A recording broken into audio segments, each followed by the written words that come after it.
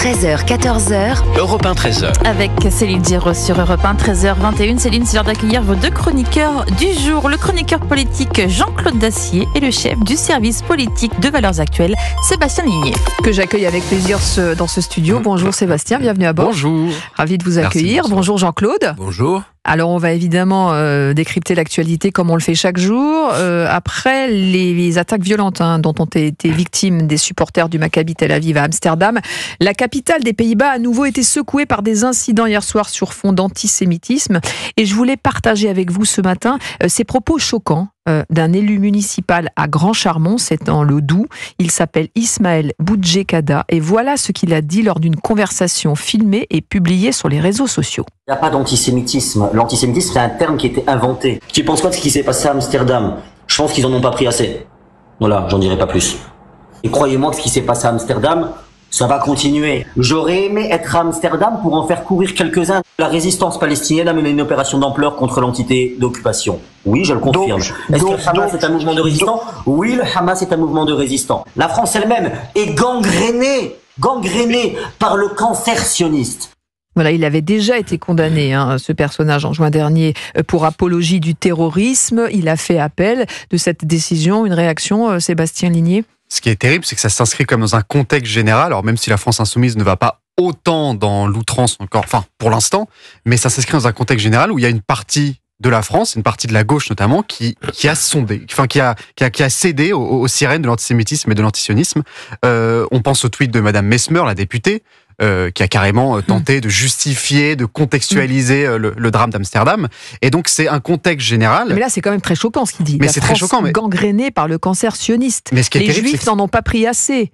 Ce qui est terrible, c'est que évidemment, je pense que Bruno Retailleau va se saisir de cette question, mais ce qui est terrible, c'est que ce n'est même plus surprenant, en fait, de la part d'une partie de la classe politique qui a sombré. Et ce qui est encore plus dramatique, c'est qu'il y a une partie des Français aussi qui suivent ce discours-là. Quand on voit le stade, le remplissage du stade de France jeudi, aux 3/4 vide, 20 000 spectateurs attendus, quand on voit le dispositif de sécurité hors norme qu'on doit mettre en place pour accueillir à peu près sainement les joueurs israéliens, on voit bien qu'il y a un contexte en France où malheureusement il y a une partie des Français qui adhèrent à ce discours. Jean-Claude Dacier.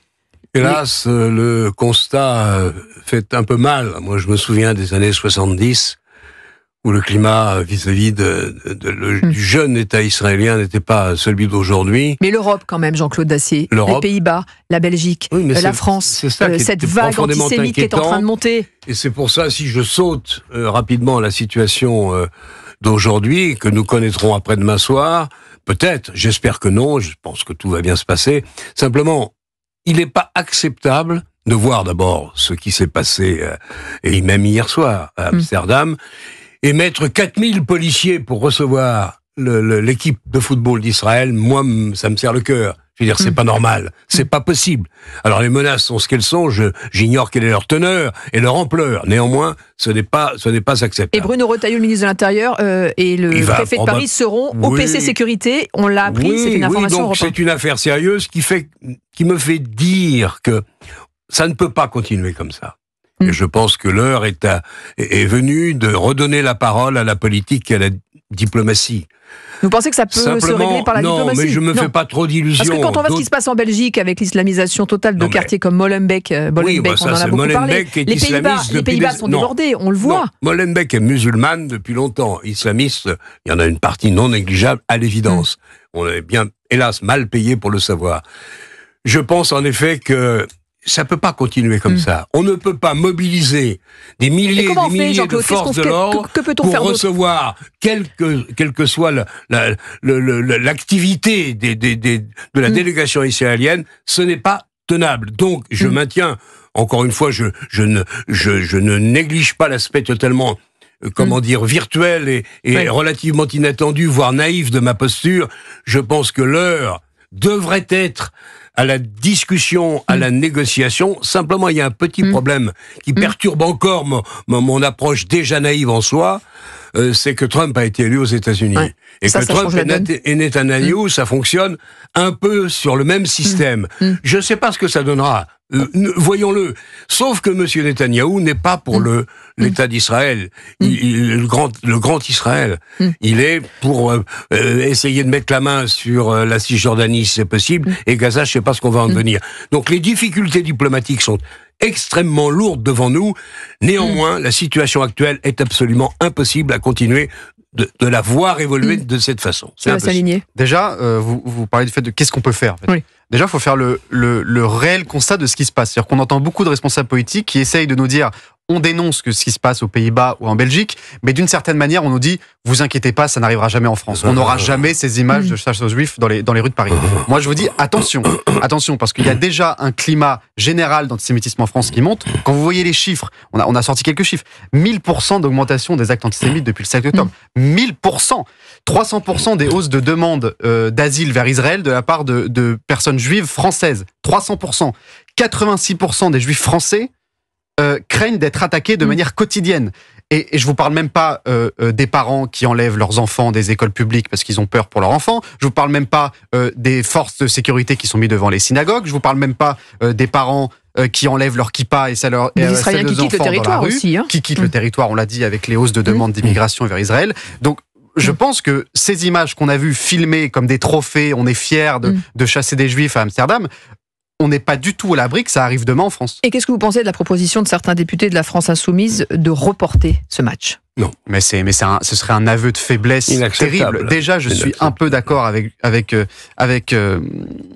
avec Jean-Claude, quand vous nous dites que c'est déjà, d'une certaine manière, un aveu de faiblesse et un aveu d'impuissance de mettre autant de policiers pour un match de foot. On parle d'un match de foot, on parle pas d'une réunion politique de Netanyahou. On parle de joueurs de foot qui, sûrement, ne partagent pas tous les avis du gouvernement et toutes les positions du gouvernement israélien. Donc pour moi, on est déjà dans une demi-génuflexion. Heureusement que Bruno Retailleau a dit stop et on va imposer ce match. Mais je suis d'accord, on ne devrait même pas se poser la question. On ne devrait même pas à se dire une seule seconde. Et si finalement c'était mieux de reporter. Et j'ajouterais juste simplement, il y a quelque chose moi qui m'inquiète, c'est le défaitisme ambiant d'une partie de la population française. Il y a évidemment la partie de la population française qui est d'accord avec la France insoumise et qui dit pour eux c'est inacceptable que ce match ait lieu, mais il y a aussi toute une partie de la population française plus silencieuse qui est résignée, et on en arrive à des discours où vous entendez parfois des gens qui disent franchement ce match, on aurait pu l'éviter. Est-ce que c'était vraiment utile de mettre ce match-là ? Un match de Ligue des Nations, on le rappelle. Allez, en deux mots, Jean-Claude. Et je pense que cette situation-là ne peut pas continuer. Et là, je suis encore une fois pas complètement naïf. Et je vois bien quelles sont les forces politiques qui sont aujourd'hui en présence. On n'est sans doute pas à la veille d'une discussion diplomatique et d'une discussion politique pour essayer de calmer le jeu au Proche-Orient. Je dis simplement que passer son temps à mettre des policiers dans la rue pour recevoir, quelle que soit la délégation, mais qu'elle soit israélienne, est inacceptable. 13h29, Jean-Claude Dacier, Sébastien Ligny avec nous jusqu'à 14h dans quelques instants. On va revenir sur l'entretien qu'a accordé Jordan Bardella ce matin. Il était l'invité de Pascal Praud à la sortie de son livre Ce que je cherche aux éditions Fayard. À tout de suite. Et vous aussi réagissez avec Céline Géraud sur Europe 1 au 01 80 20 39 21.